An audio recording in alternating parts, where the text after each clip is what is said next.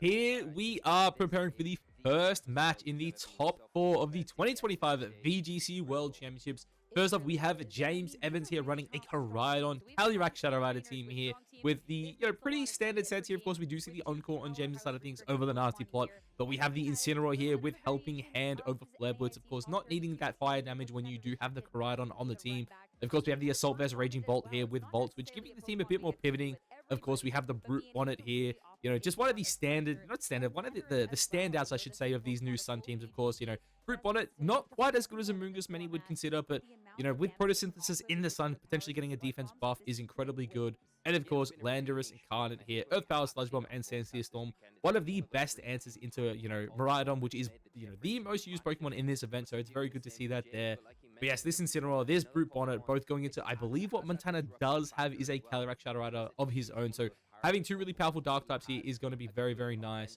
But of course, this Koraidon is, for me, it's the standout, right? I believe there are 3 Koraidons here in the top 4 right now. So if James is able to pull this off, I do believe Koraidon is guaranteed its first Worlds win. So Montana here is running the other standard Calyrex Shadow Rider partner, which is the Zamazenta. We do see the same set here on the Calyrex, though. This is the Focus Sash, Astral Barrage, Psychic, and Encore stuff. We also have the Zamazenta here, of course, with Terra Dragon, just an incredibly good defensive Terra. That could potentially be very nice as well into this matchup, helping it survive things like a potential Flare Blitz in the Sun. Of course, we see that new Qian Power that a lot of people are running. This is the Terra Poison Assault Vest set here with Ruination and Icy Wind, just making this more of a supportive piece, giving it a much better matchup into opposing Calyrex Shadows. Of course, the Dragonite. This is not a mon we've seen really too much in the last couple of months, but D-Knight once again finding its way here into the top 4. It is really cool to see it. Of course, we've got a Raging Bolt in the opposing Sun here as well with the Terra Electric and a Moongus, one of the goats of VGC here. There's a Mushroom on both sides. There's a Raging Bolt on both sides. There's a Cali Shadow on both sides. There's a Fighting Restricted. There is a Cat on both sides and a, base 600 stat flying type. So this is going to be a really, really interesting match here. I am very excited to see how this one plays out.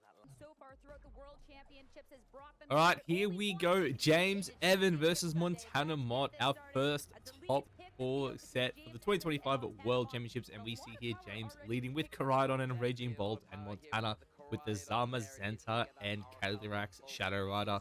Now, this is going to be very interesting to see how James wants to play this, right? Of course, there is no fake out on the board.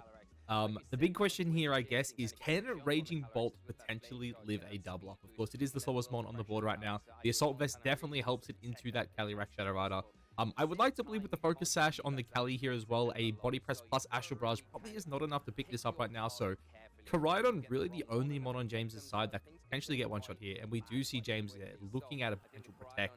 Because of this should be a bit of damage coming out, potentially just looking to break that Focus Sash or just getting good chip onto the Zama. Of course, in the late game here, if James can position in a way where he's able to, launch off a collision course into the Zamazenta, that's going to be a lot of damage. A potential Flame Charge here as well, plus Thunderclap could just pick up the Calyrex here, so we could be looking at potentially a trade. It comes down to, I guess, what Montana's going to predict here, because as I said, the only one right now really in danger would be Koraidon on James' side of the board, of course. Montana does have speed this game. We are going to see that Terra Ghost come out, so this could be Montana's attempt here at taking out this Raging Bolt. That Assault Vest will definitely make it take this a lot easier. I'm expecting the Body Press to probably do about 50% here. We are going to see the Terrifier as well coming out. If James here can keep this Koraidon on the board right now, take no damage or take minimal damage, only the Astral Barrage here, he could be in a very good position. The Flame Charge will give him speed control in this matchup.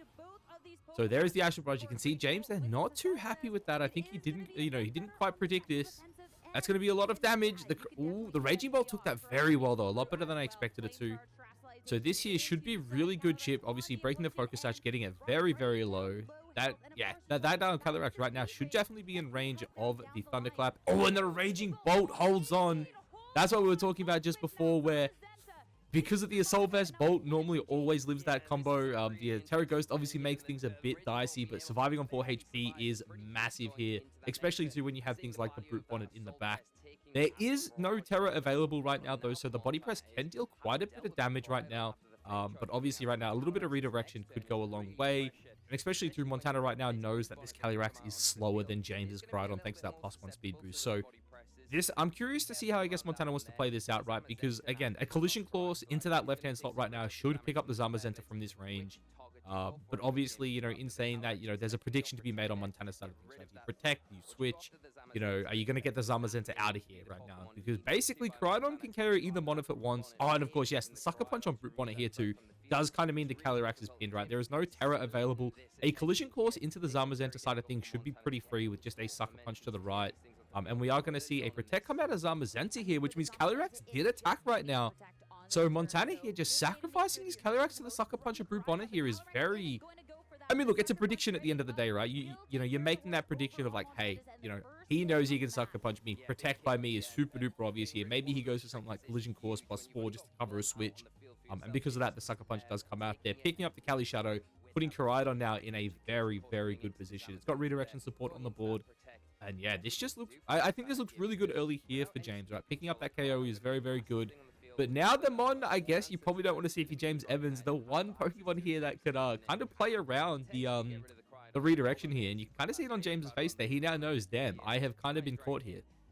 So the big question now, right, is does Extreme Speed pick up Koraidon from here, right? I would beg to say yes. I believe that E-Speed will pick up a Koraidon from about 30% HP, right? Now, Brute Bonnet's on the board, right?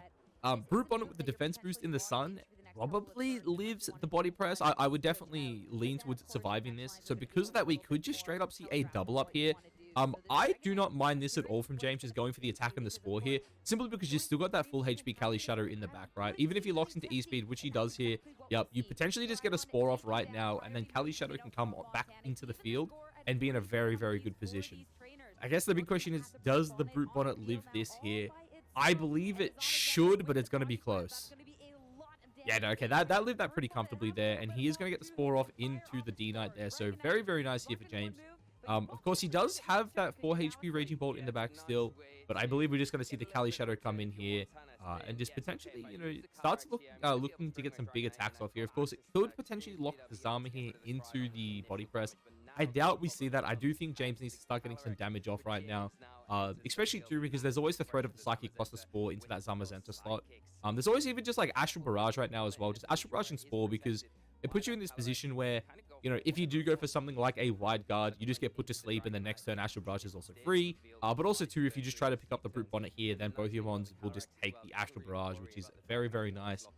One thing I will say that's worth mentioning here, this is a Choice Band of D-Knight. D-Knight does not want to be stuck on this board when, when one of his Mons gets carried here. So if Zamazenta was to go down this turn to say something like a Psychic, for example, which I don't think it does, but D-Knight would be locked into Extreme Speed, meaning that the Calyrex on James's side just needs to, remove the friend of the Dragonite, and then he will be in a very, very comfortable position. We do see what looks to be the sacrifice of the Raging Bolt here. This does make a lot of sense, simply because I think you need Brute Bonnet to survive past this turn. And, yes, you're probably not picking up a KO this turn on the Zamazenta. We do see the D-Knight sleeps, which means there is no Wide Guard coming out this turn. So this likely is just a potential KO into that Raging Bolt slot right now. And that's not as much damage as I think he needed there. We do see that body press come out there, picking up the Raging Bolt. But now we will get the Brute Bonnet back on the board here. And in a very, very good position. Because now the Zamazenta's health does not look as nice as it did last turn. The question here, I guess, is does that Astral Barrage potentially pick up that left-hand slot right now? With the help of a Sucker Punch, it very likely does. But I don't know if you want to be going Sucker Punch right now into the Zamazenta, especially with E-Speed on the board. I do think a Spore is probably safest here for James, right? With the defense boost here, you're probably just going to live in E-Speed on the Brute Bonnet. That's the only attack D-Knight can go for right now. I think if you're Montana right now, you're trying to just... Yeah, I was going to say, if you're Montana right now, you're just trying to get D-Knight KO'd right now. You don't want it to survive past this turn because you don't want to really switch it out and have whatever Mon's in the back, take any chip. But you also don't want this Mon stuck on the board locked into Extreme Speed. So I think James right now is hoping he doesn't KO it. He kind of wants to just, I guess, keep it asleep, right? Keep it on the board, keep it useless. And yeah, living on 1 HP there, or very low HP, is actually incredibly good there for James. I would not be surprised right now if we see something like a... Oh, losing the defense buff actually could mean Brute Bonnet might go down here. Yeah, I was going to say, I think the Psychic right now, you just kind of want to keep that D-Knight alive. Oh, he's actually going to go for the... Going the Seed Bomb into D-Knight's really interesting. Obviously, this does 4x resist. There is the Wide Guard too. This is really, really big by James. I think he really needs this Psychic to pick up the carry here into the Zamazenta. D-Knight does wake up. The E-Speed, will it be enough? It will not. Brute Bonnet. Oh, one of the goats, man. That one is so tanky. And the Zama goes down, and this should be it for game one. I think James Evans right now should be able to wrap it up. Of course, we do not know which Pokemon is in the back here, but the Focus Sash is still intact. The Cali now has +1 special attack. D-Knight should go down here and does. And James Evans right now in a very, very good position. It really comes down to what his last piece is here, I guess. If it is the Assault Vest, Chen Pao here, maybe James is in a bit of a better spot. And it is the Raging Bolt there we see. So yeah, I think this looks pretty good for James Evans right now. It is just pretty free to click that Astral Barrage. Of course, there are things like the Thunderclap that could come out, but you just click Spore here. I mean, even Rage Powder, just keep the Cali alive for an extra turn, guaranteeing that you get at least 2 Astral Barrages off, potentially 3. So yeah, James right now, he's playing it safe. You know, he doesn't want to risk it. He wants to keep that Cali healthy. Gonna get the Rage Powder. The +1 here, Astral Barrage, should do a great chunk of damage, especially because this is not the Assault Vest variant. This is going to deal quite a bit of damage. And there it is. Yeah, that just did. That did like 90%, man. A Sucker Punch there obviously could have potentially picked it up. But James playing it safe, knowing he still has that Focus Sash intact. Just keep the Cali alive for that one more turn. This should be it for game one.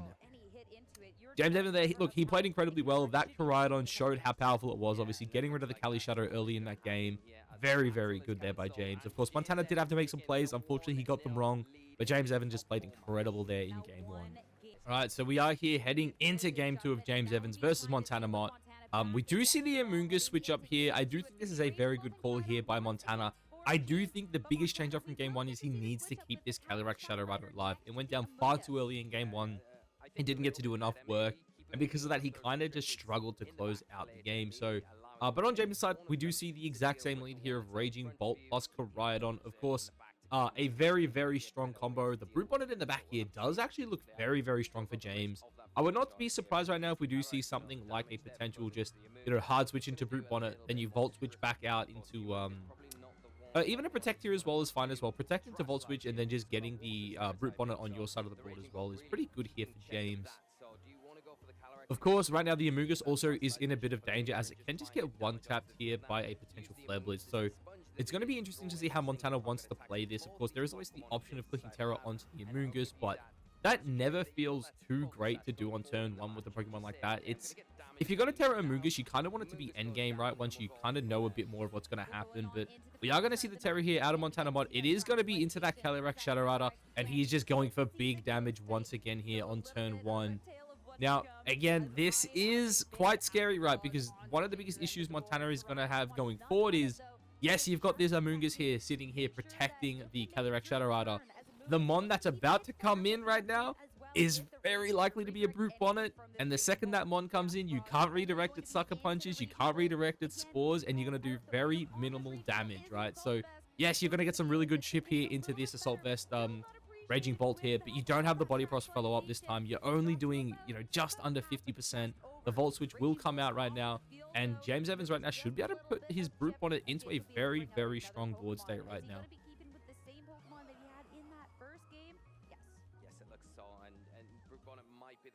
Yeah, and he is hovering the Bonnet here. Look, this is a pretty good play by James, of course. You're going to take some time here. You're going to think it through, you know, because Calyrex also could come into this board right now and actually deal quite a lot of damage, right? If you go with something like Calyrex plus, you know, the Koraidon here, there isn't really much, I guess, Montana could do. But, of course, the Brute Bonnet on this board right now is just incredibly well positioned, right? You know, there's always the option of throwing a Spore into that left-hand slot here on the Calyrex. There is no Terra available anymore, which means Amoonguss, the second it gets Flare Blitz, does go down here. So James right now is in a pretty good position. He just needs to get the right call, and you know he's got to just needs to figure out what it's going to be, right? Obviously, we see him hovering that Terra there. There's always the option of a Psychic coming out right now. Because of that, you do have to look at the Terra Fire. Of course, you want that extra damage coming out as well from the Flame Charge here, as it does boost it up to a 60 base power attack. And yeah, I think a Spore right now into the Cali is pretty safe. I would not be surprised if we see the Cali go for a, you know, a bit of a protect itself, and we see Montana potentially try to Spore the Koraidon on James's side of things.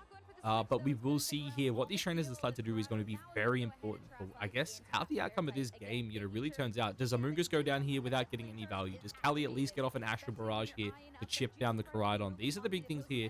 and there is an Astral Barrage. You see James Evans incredibly happy with what he's just done here. This means Calyrex will be going to sleep. Barring a crit here, Koraidon should hold this pretty comfortably, and it does. There is a Flame Charge coming out here in the sun. This Amoonguss has been chipped by the Volt Switch. Is this going to be enough? And it is. There is a +1 speed Koraidon. This Calyrex Shadow Rider is about to go to sleep, and James Evans is in a very, very dominant position now. Yeah, having this Brute Bonnet on the board right now just to keep the Koraidon safe is very, very important. Again, you know, obviously there is always the option of a potential D-Knight coming in right now. The issue with D-Knight comes in, there is a Protect up on James's side of things this turn. This time, there is also a full HP Brute Bonnet essentially, and there is a Spore on the board. So Zamazenta will come in here. We do know already from this range. Actually, that's a lie. I was going to say from this range, Brute Bonnet should survive. I believe last game it lived on 80 from a full HP body press.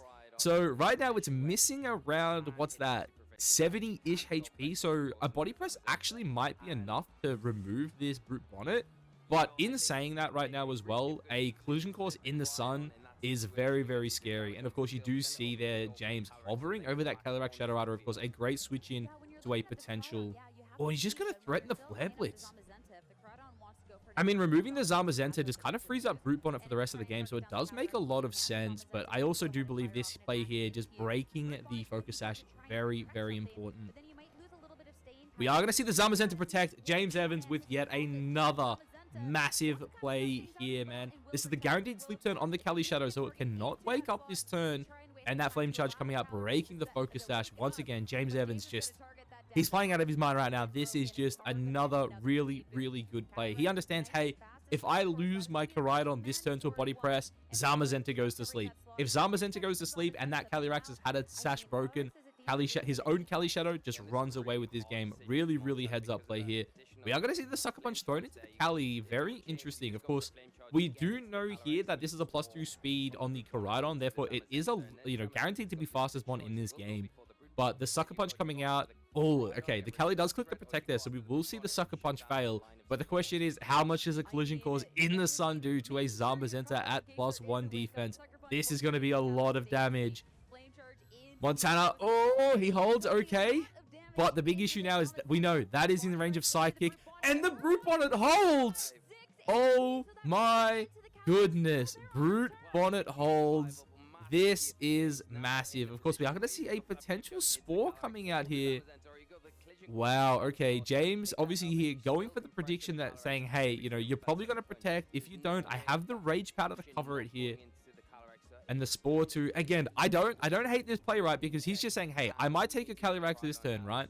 Even if I, if I take your Calyrex, you take my Koraidon, you go to sleep, my Calyrex comes in the back with a Brute Bonnet next to it to save it. And yeah, we see once again, James Evans calls the Protect again. He does a little bit of a celebration there as the Flame Charge will come out. It will pick up this Calyrex Shadow Rider. And James Evans right now is in the driver's seat.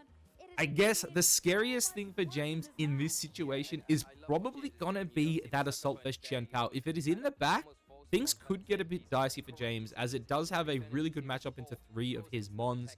But in saying that right now, the position James is in is still incredibly good right now. Of course, he's potentially got that collision course. Of course, if we do see something like that, okay, it is the Qian Pao. If we see the D-Knight come in, there are ways around it. The Qian Pao comes in right now. Of course, it does have Sucker Punch.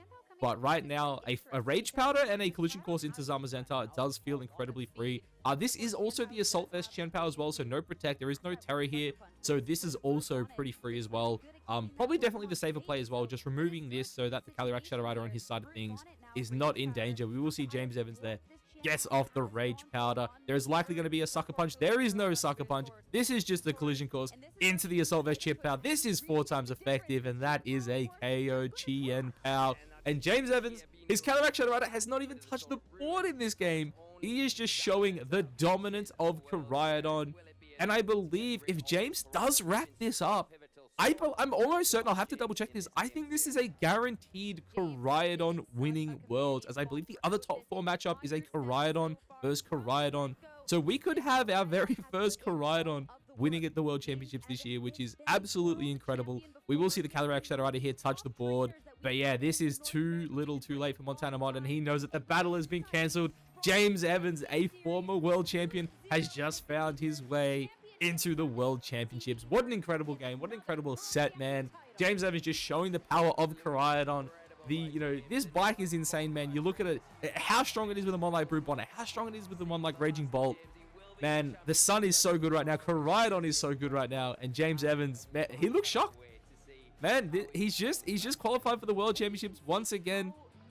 Oh, man, congratulations, James Evans. I'm incredibly excited to see you in the World Finals tomorrow.